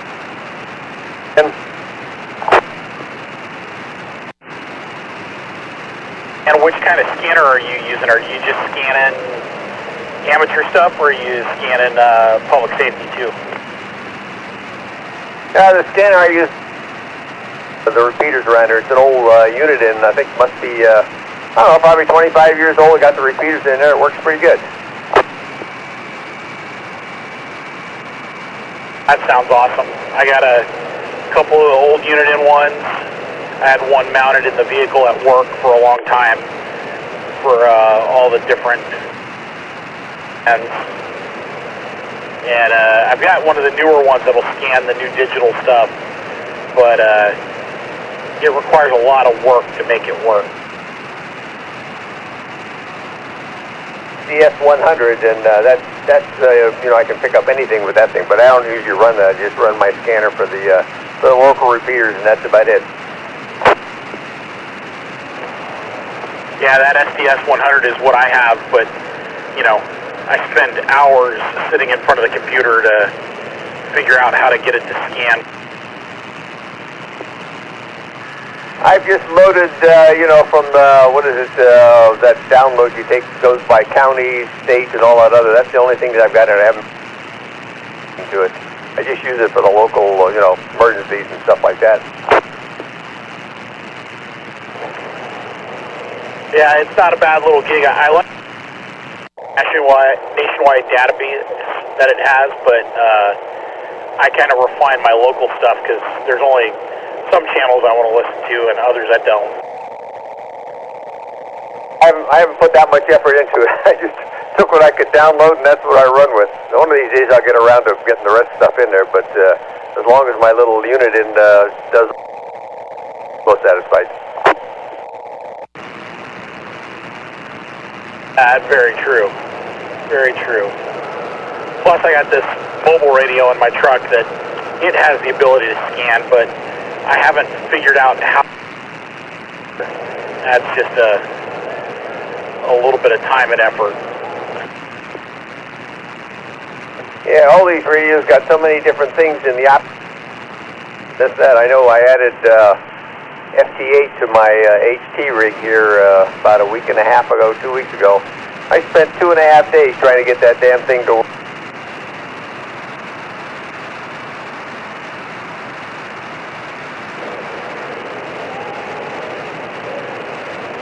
Yeah, I was chasing a ground in my truck. It was not grounding enough for my HF antenna to work. And then when I finally found a bolt that I need paint off of it and off of the other side, and once I tightened it back down, there my ground was good, but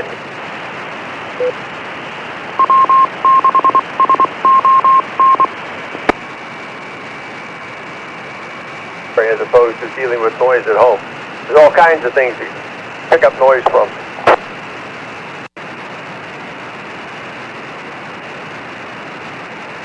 Yeah, this is true, but the last time I tried to put a ferrite bead on my wife's wrist, I think she Spanished me to the couch for a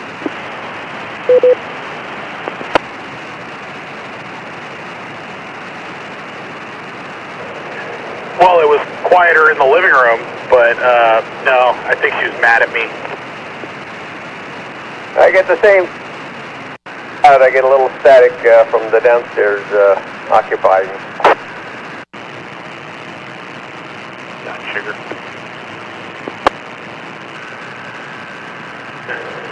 Like 2 or 3 different radios. Like when the wildfires were happening, I dialed up a couple of different, the air to ground frequencies. Yes, what? When it's like 3 radios going all at the same time, that's when she starts to kind of melt down on me. Yeah, if you got 2 or 3 listening for, certain things, you can block certain ones out and just focus on the ones you want. But yeah, somebody who's not really listening hears all of it, a little too much.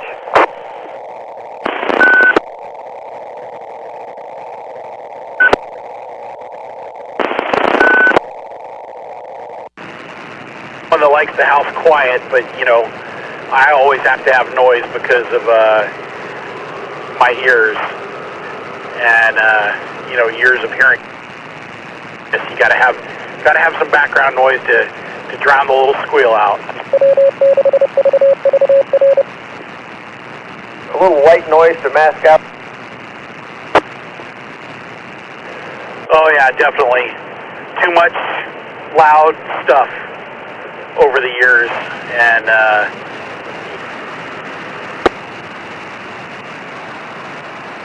some of it was work. Yeah, my hearing is down, so sometimes I run mine a little too loud, but I don't usually wear them. They're a pain in the butt to put in, so I turn everything louder, which doesn't exactly help my wife out, but oh well.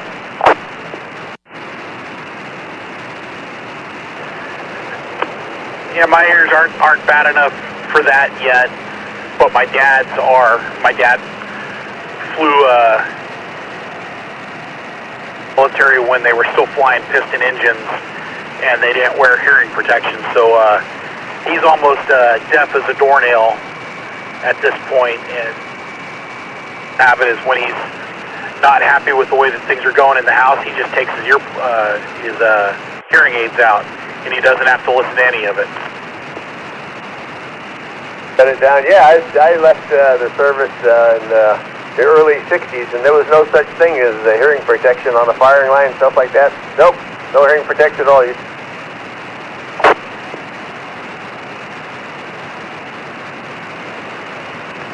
Dad would have talked about having to bum cigarettes off. He didn't smoke, but he bumped cigarettes off of guys at the range so that he could stuff. You know, that was what they used to do back then. Well, he was smarter than us. We just listened to the banging about it until, well, a few years ago, I finally figured out what happened. Well, on that note, just, you know, if you haven't done a VA claim on it, I know the VA buys my dad new hearing aids every 3 years right now. Yeah, I never file anything through the VA. I get a deal, like we have Kaiser, so they're you get a real good deal on I got mine, but I don't usually wear it. My wife's got some, but she uses them all the time.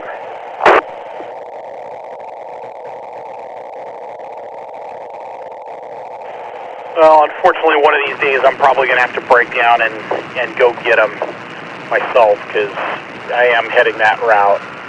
And type of background noise, if there's freeway noise or, you know, the kitchen sink is running, I lose my wife in the background noise. So we'll have to stop that so I can pay her.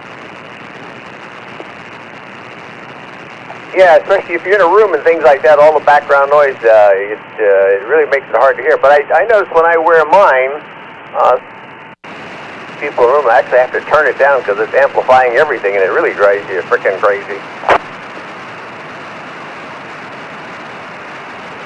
Yeah, my dad deals with that. His actually connect to a Bluetooth app, and he can actually change the set, like a restaurant to, or if he's in a church kind of thing, where he can change how it filters the noise. The technology is just... Yeah, the new ones are really nice. My wife connects to her phone too, and yeah, she can adjust it up, down, and I think she even got something for directional to the front and the sides. I don't know. There's a lot of settings on it, but yeah, they're getting expensive, but they work a hell of a lot better. Very cool, very cool. Well, sir, I am sitting in my driveway, and I know the missus and probably the dogs are pining for me to obligation that I committed to earlier. It was great talking to you, sir, and I'll take 73s for now. W6SRX.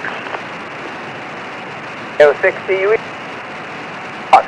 Great out there.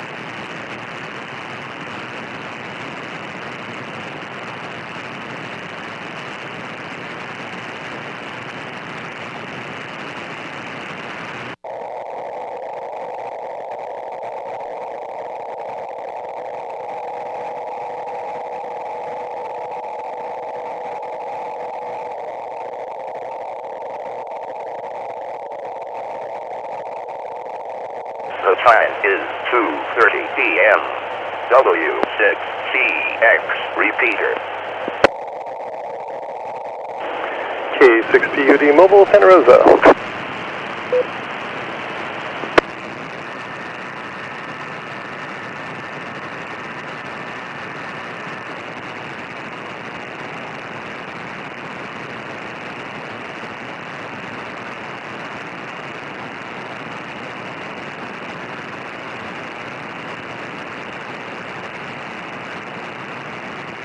Exactly.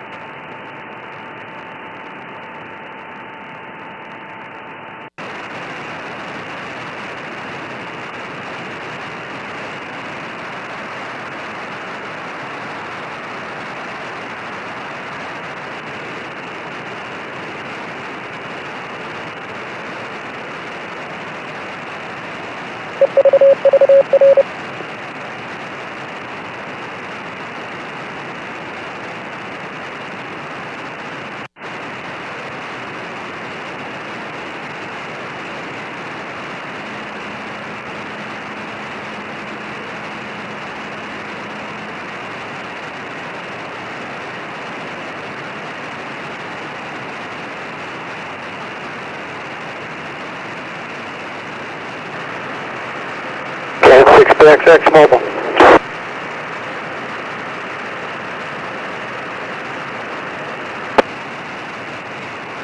06 BUE. Good afternoon, Bob. How you doing there? Almost home myself. Well, I'm home. Just I was fooling around on 20 meters here, and you just popped up on the scanner. So, how you doing? Not too bad though. Thankfully, I was thinking of the fog sailing as I get close to my home in Carmichael, Fair Oaks there, but at least it's clear skies though. It's better. Nice to have some clearing. Since yesterday, it's real nice to have a break in the vibe, but then again too, we're getting back to more normal fall winter weather around here, so maybe it's not so bad. Anyway, tonight I got a Zoom meeting regarding the California Marathon. I'm on the radio communications team this Sunday for the marathon. Yeah, I got out for a walk today after lunch. or so we've had nothing but dense fog, damp, wind. It's been terrible. So the sun's been shining the last couple days. I got to get out and do a walk. So yeah, it was great seeing the sun. Yeah, I would take advantage for sure too. Yeah, I'm looking forward to doing a marathon again. Still to be my third marathon. So yeah, I'm been assigned to one of the aid stations so far from Fairhope Canal this year. You're not going to run it, huh? You're just going to play support for them, huh? I'm in no shape to run. I could take some brisk walk in the neighborhood, but you know, my younger, skinnier days, I don't think I'm marathon material, but I can certainly root for those who are running. So it's fun for several hours, especially when you got the elite runners. You got the adaptive runners with the wheelchairs and all that. And as soon as that, the elite runners, the serious competing for the Boston Marathon, and then of course got everybody else, thousands of other people trying to make it through. And 2 o'clock, you pack up and go. And there's a few stragglers left trying to walk through the course. We'll see what happens. It's, you know, all walks of life just trying to do their best. Yeah, they can have that running stuff. That's got to be. That's not good for. We're made to do that. Well, it's called endurance for sure too. I guess they do what they can, but yeah, I think this year we have hammer right off. I think he's scheduled. They call it a sweeper. I don't know what they call him, but we have a bike ham. Once in a while, we'll have a hammer operator who can ride the bike through the course. Of course, the main thing is we keep our eyes on the famous red medical bag, and it gets dropped off, gets picked up, and we're done. Yeah, then you send a truck through in the end just to pick up the stragglers, the one that can't make it all the way? Now, there are some, but after 2 o'clock the race is done. I've seen it still walking, but they're on their own pretty much, unless they get hold of some family or friends to pick them up. But they're doing it for their personal best, and that's understandable. But otherwise, the race volunteers have they have the rental U-Hauls or whatever to drop off supplies and then pick them up at the end of the race, and then try to clear the road when it's all done. And I have to look at the road closure mire near Fair Oaks and Howland. I think it probably closes by 2 o'clock. At a relatively decent hour after putting in. Probably start pretty early in the morning, don't you? I'll be there by 6 o'clock, and then by 6:30 supposed to be checking in. So yeah, I'll be there. If that's okay, I'll enjoy it for sure. Which repeater do they use for support? I won't go over the rate. I won't go over that on the air. There are a couple. There are significant repeaters that have coverage in the area, but I'll leave it at that for right now, just for obvious reasons. But it won't be this repeater. It won't be K6IS. These repeaters will be open. Yeah, there are a couple times I had my scanner running, and I pick up people running helping out with the races and stuff. But I've never there with them or anything. But I guess there's somebody out there who will do it. Well, yeah, you can scan it tomorrow. I mean, scan on Sunday. You know which repeaters. I'll just leave it alone right now. I think we've been kind of told to not divulge the repeater information until the day of the race comes up. It'll be known then, but I can. You never know. All right, Bob. I'm just staying on my driveway, so you take care. Sounds always good catching with you. Okay, 73s. Have a good one. All right, you take care again, Bob. Can't expect to be clear.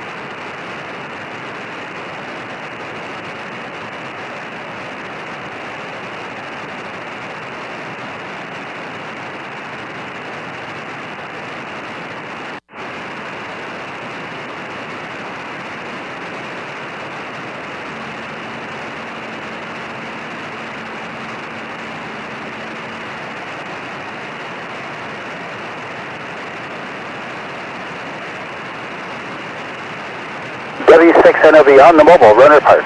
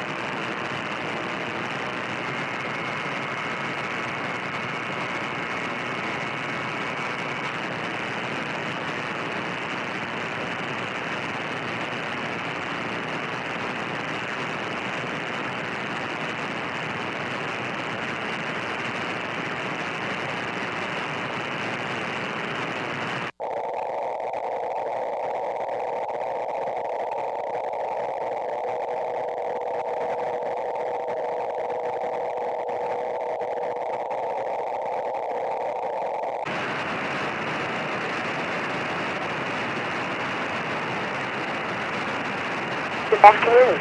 W6C.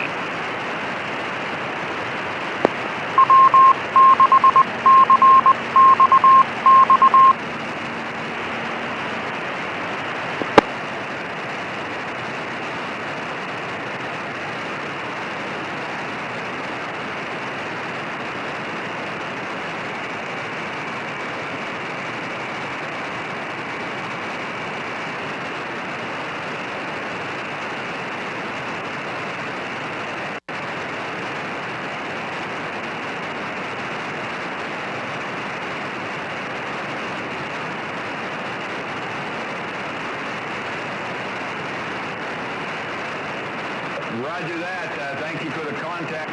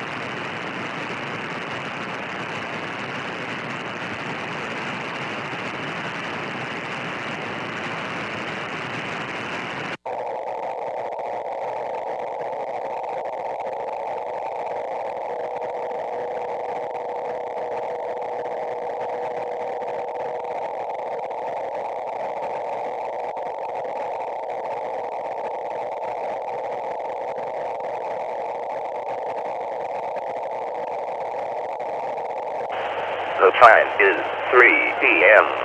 W6CX repeater.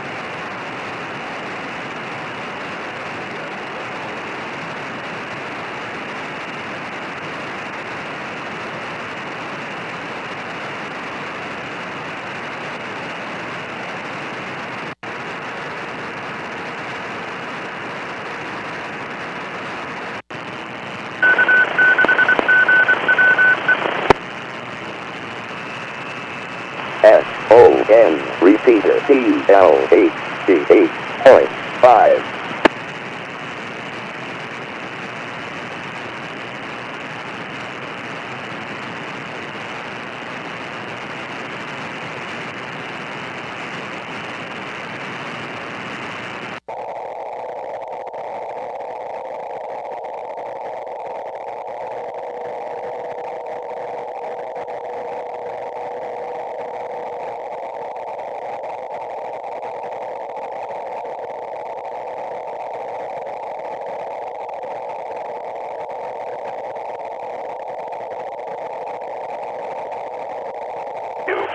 CX repeater.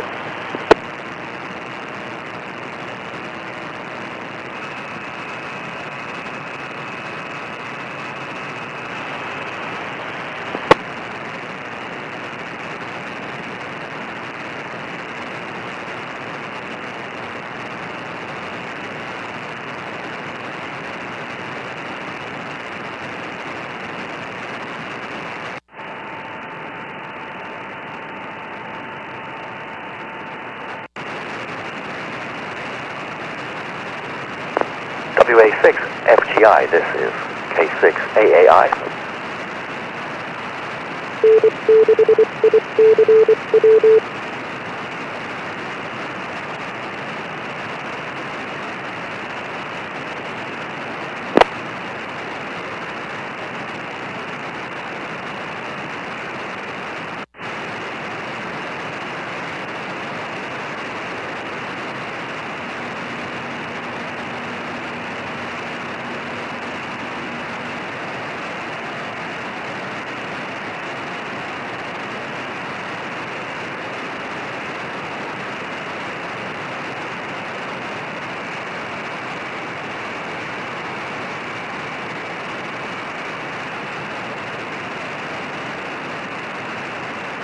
More time. WA6 FGI, Gary. This is K6 AAI. You there?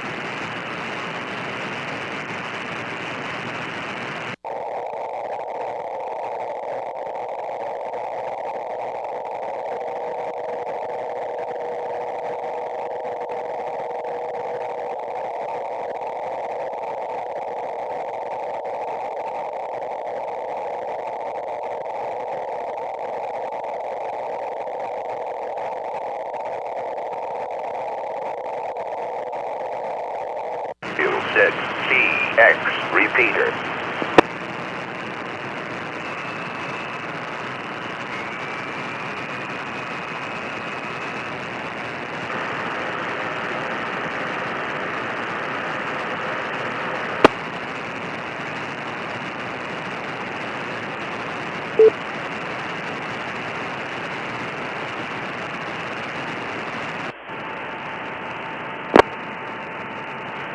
W6VVR repeater.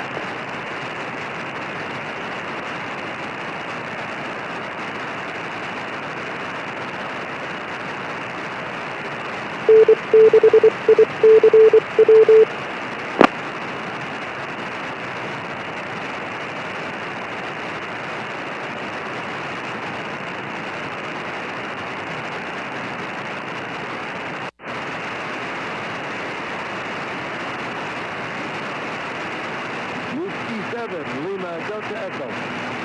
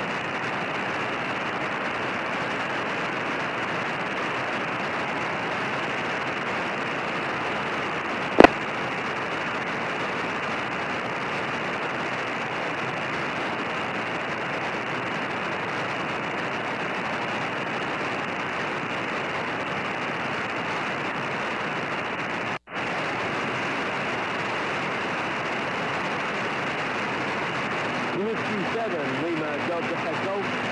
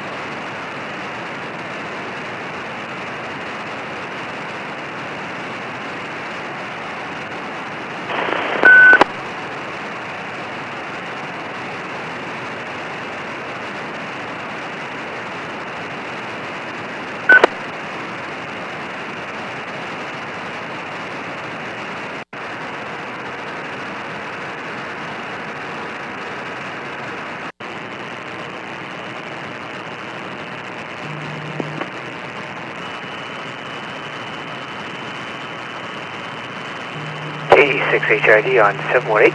Is there anybody around? I got a question. KE6HID on 718 Napa.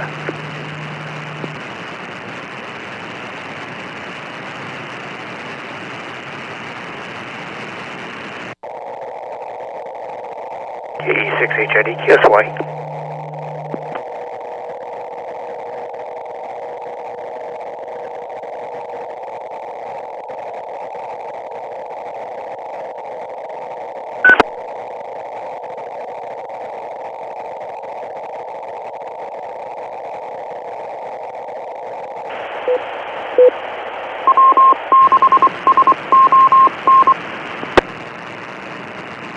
Repeater.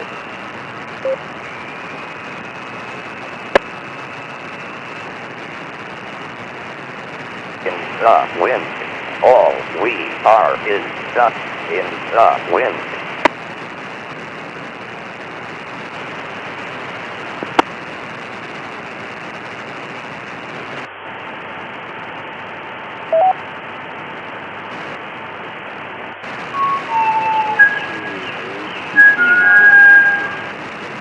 North Island Kokako, introducing the Waikato ZL1IS node 6549. Link on.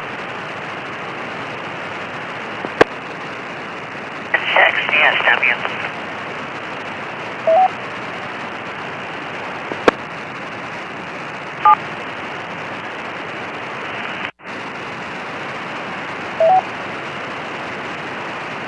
Thanks for the call to ZL1IS node 6549 and come back soon. Link.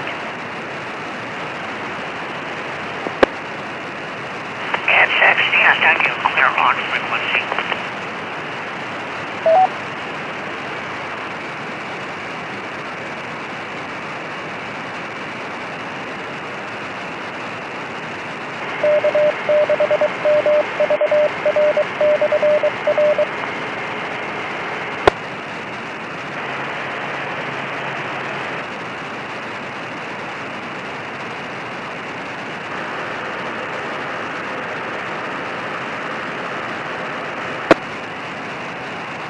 KE6HID on 727.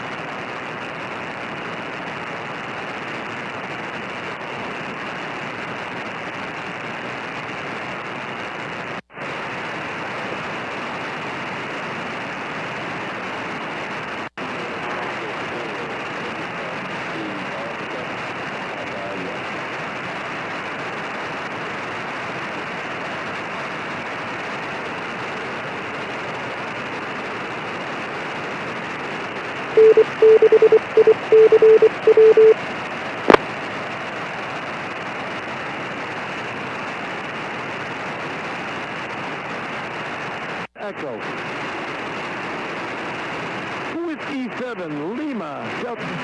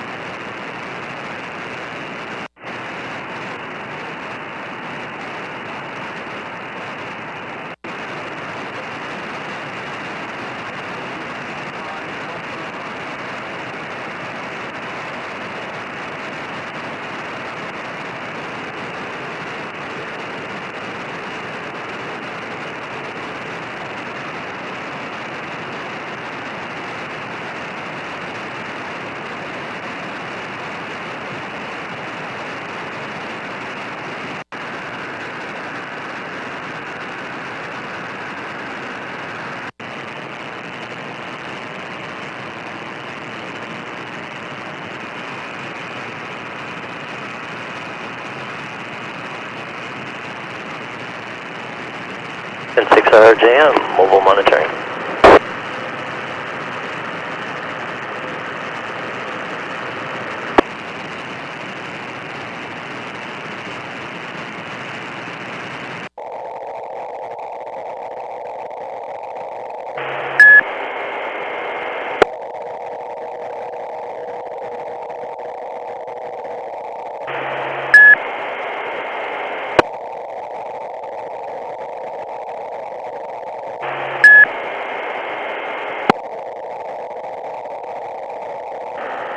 Didn't catch the station monitoring. This is Whiskey 4, Oscar, India Oscar, mobile and somewhere on I-5. Robin, I'm at Rancho Cordova right now, just getting off of work. Oh, good afternoon or evening now, Joe. And how's my signal? I'm on low power right now, but I can pick it up. I'm on Twin Cities right now. Doing pretty good. Not sure which way you're heading. If you're going over the Altamont there, whatever you want to call it, where the windmills are, you'll probably lose it a little bit after that. Well, I'm on Twin City Road right now, going west. My destination is Livermore, so I'm going to stay at my sister's house tonight. So right now I'm...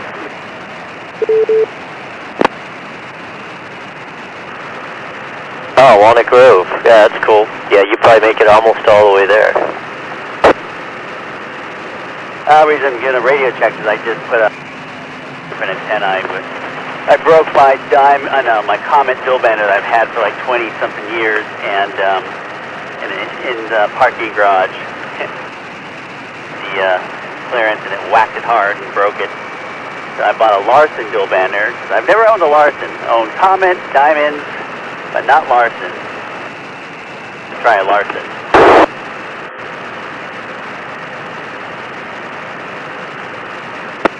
Yeah, I got tired of all that stuff. I'm running a compact. It's about, I don't know, 9 inches tall. It looks like a big toilet paper roll.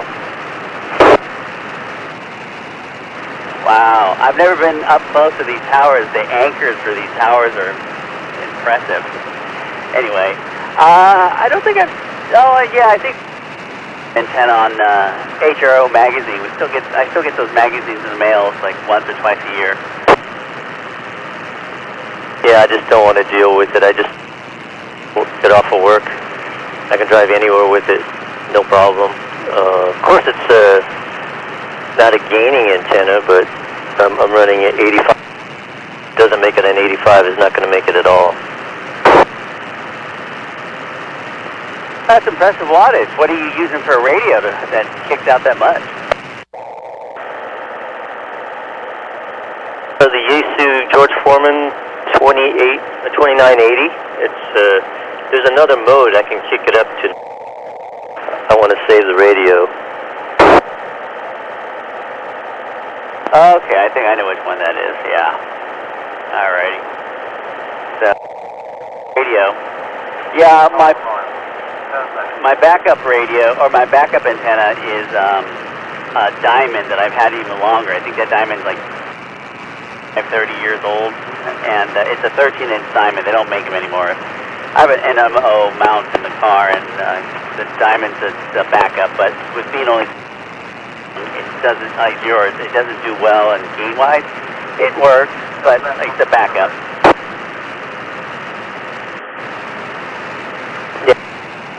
Version, so I can throw any of my radios in the car when usually go on trips. I throw the dual bander in here, and I've got 2 of them, so if I have put it on the other side of the car and run 220. 220.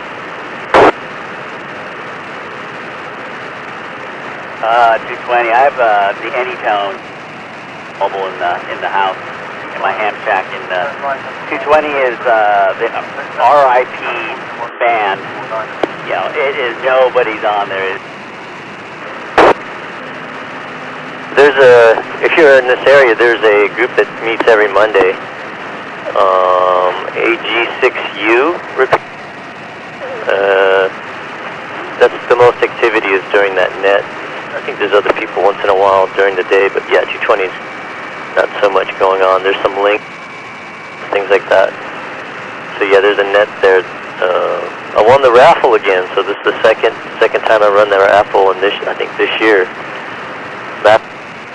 Fang tri-band handheld. Not sure what they're giving away this time. Is that, I heard about a net called Use It or Lose It. What they call that net? Exactly. GR usually used to run it, and other people help him out now. People. They're up there in the El Dorado Hills area. Okay, that's what I heard. I've never checked. Mobile, my 220 reception. Oh, this is kind of cool. I'm on River Road, and I'm in a canopy of trees, the way they cut them here, so the clearance.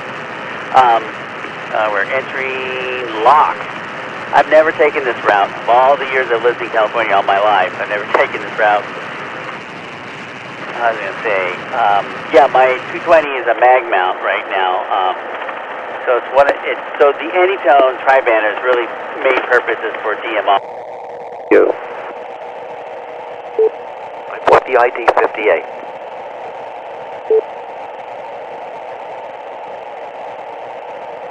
In the backyard on the ground level. And that is why I don't get out too much in 220. I can hit the Auburn 220.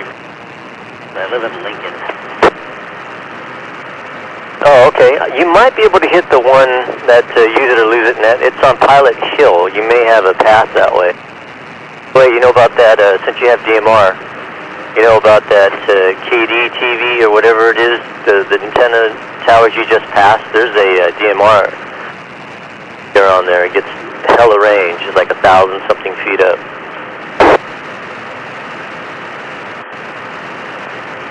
Yeah, I do know about one other repeater, so I'm in a kind of a not a good radio spot in Lincoln, so I'm off of 12 Bridges.